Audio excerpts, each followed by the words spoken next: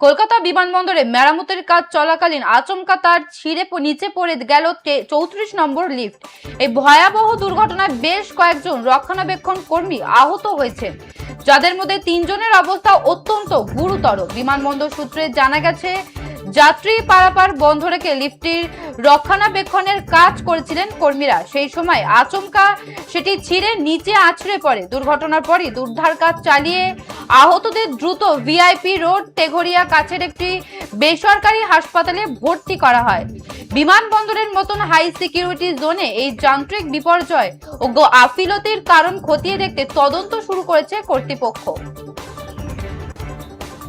যেমনটা জানাছিলাম, কলকাতা বিমানবন্দরে মেরামতের কাজ চলাকালীন আচমকা তার ছিঁড়ে নিচে পড়ে গেল 34 নম্বর লিফট। এই ভয়াবহ দুর্ঘটনায় বেশ কয়েকজন রক্ষণাবেক্ষণ কর্মী আহত হয়েছেন, যাদের মধ্যে 3 জনের অবস্থা অত্যন্ত গুরুতর।